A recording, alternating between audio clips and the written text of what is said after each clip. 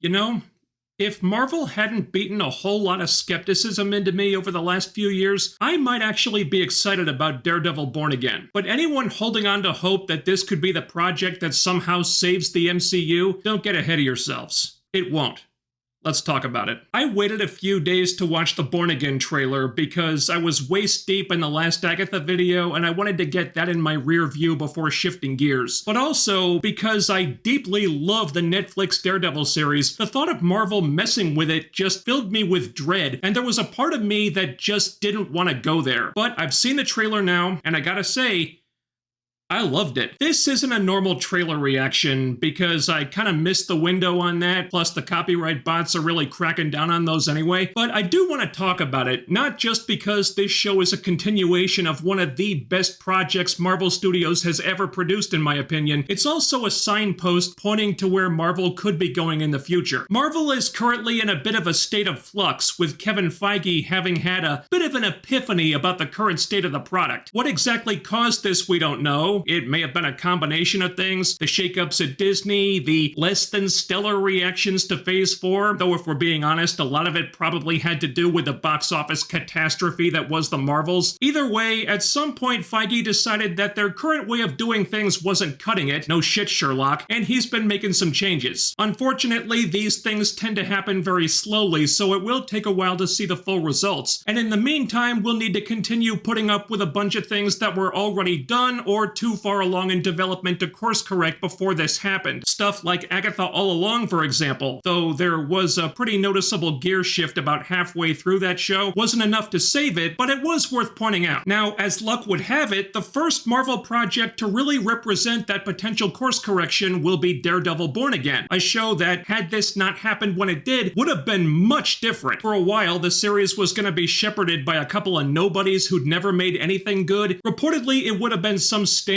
legal procedural. Karen and Foggy weren't there. They would have been killed off screen before it even began, and Matt wouldn't even have suited up as Daredevil for the first 4 episodes. I don't know how on earth you can listen to that in a pitch meeting and not immediately tell those clowns to get the hell out of your office, but that's the show we were going to get until about halfway through production when Feige finally took a look at the dailies and slammed the brakes on the whole thing. Maybe it wasn't the series that was pitched to him, or maybe he just said to himself, we've got a previous show that everybody loved, which fans are going to be comparing this to, and if Born Again doesn't measure up, we're going to look like absolute jackasses. We need to do better than this. So quality control at Marvel might not be dead after all. Hallelujah. So Feige shut the whole thing down, he fired the idiots making it, and brought in new people, better people, fingers crossed, to right the ship. At this time, we don't know how much of what was already shot stayed in the can, but since the episode order was cut from 18 down to around 9 or 12, I think, it's a good bet that most of it was thrown out. Since then, the news has been a lot more optimistic. Karen and Foggy were brought back, as well as a bunch of the crew who worked on the Netflix show, and the decision was made that Born Again would now be a direct continuation of that series, whereas before this apparently had not been the case. These are all good things, and maybe most significantly, from this point on, Marvel shows are going to have official showrunners and operate more like traditional TV series, which they hadn't been up until now, at least since Marvel got into the streaming business. That being the situation, it's kind of astonishing that the other Marvel Disney Plus shows even turned out as well as they did, but we're past that now. With Daredevil Born Again being the first show made with these changes in effect, this is going to be a big indicator of how or if it's going to work out and what we might expect in the future. And there's a lot to feel good about in this trailer. We don't have a ton to go on just yet, but right from the jump, you can tell there's something different about this. It's not like the typical stuff Marvel's been putting out. It's taking itself really seriously. There's no trace of Marvel's signature comedy, thank God. The suit is great, the action looks intense, and just that little glimpse of Charlie Cox and Vincent D'Onofrio interacting again genuinely gave me goosebumps. The problem, one of them anyway, is even if they pull off a minor miracle and somehow knock this out of the park, they're still working from behind the 8 ball because a whole bunch of other Marvel shows have seemed determined to shoot this one in the foot at every opportunity before it even even got started. We all remember the She-Hulk writers trolling the entire fan base with Daredevil's walk of shame, which was so hilarious everyone forgot to laugh, and even if he was able to escape Echo with his dignity more or less intact, that's more than I can say for Kingpin, who's coming off of back-to-back humiliations in 2 different shows, the latter of which making him look so insultingly pathetic I was pretty sure his character was damaged beyond repair. Not exactly a great starting point from which to launch a new series where he's supposed to be the hero's arch nemesis. So maybe the mindset over at Marvel has changed enough that Born Again can actually be good, but it's gonna be an uphill climb. And they've got a lot of convincing to do because I've yet to see any real evidence of this outside of a minute and change of cool looking footage. Granted, I have been encouraged by a lot of the moves they've been making with this show since that reboot happened. Bringing back Karen and Foggy, bringing back Frank Castle, though how they're gonna do the Punisher on Disney Plus I have no idea. Getting some of the stunt team from the Netflix show back. They couldn't get John Paisano back to do the music unfortunately, but I think the Newton brothers were a great choice. They do the music for X-Men 97, which is terrific, so no complaints about that. They do seem like they're really trying here, and don't get it twisted, I am looking forward to this, but I refuse to let myself get excited because every time I've done that recently, I've been met with disappointment. Cautious optimism is as far as I can go right now. I'll keep an open mind, but the benefit of the doubt is something Daredevil Born Again is going to need to earn back. And there's a lot riding on it too. Because it's the first project since changing the way they produce these things, this is going to be the first big test. And if it's good, if it's a success, if it lives up to the promise of that trailer, it could be a signal to Marvel and Disney that this is the path forward. Not just having actual showrunners and writers' rooms, but going in a more serious direction. Not rolling cameras on every single mediocre project that crosses Feige's desk just because they need content. Easing off on the non-stop shitty comedy. Yes, Deadpool and Wolverine got a lot of laughs, but that's because it was made by funny people. Ryan Reynolds isn't a Marvel guy, he came in from Fox. The comedy in the MCU has been getting worse and worse for years now, but along comes Born Again, which looks like it's gonna be as serious as a heart attack, and don't tell me that doesn't feel refreshing. I've been beating this drum for a long time now, and maybe it finally happens here. But even if it does, one hopefully great show isn't gonna stop the bleeding, and it won't bring back all the fans who have given up on the product since Avengers Endgame. What it can do is point Marvel in the right direction. That's why it's so important. That's why this show needs to be good. Fixing the MCU is possible, but it's gonna require a pretty drastic and sustained paradigm shift at Marvel Studios that I'm still not convinced they're even willing to do. But if there's one takeaway from this all too brief trailer, not to mention everything that's been happening behind the scenes, it's that they are at least willing to try to change. But if this show fails, and they learn the wrong lessons from it, trying might be all we get. Marvel and Kevin Feige do seem to understand that they've got problems to fix, and Daredevil Born Again will either represent the first real step toward fixing them, or be confirmation that this studio is just completely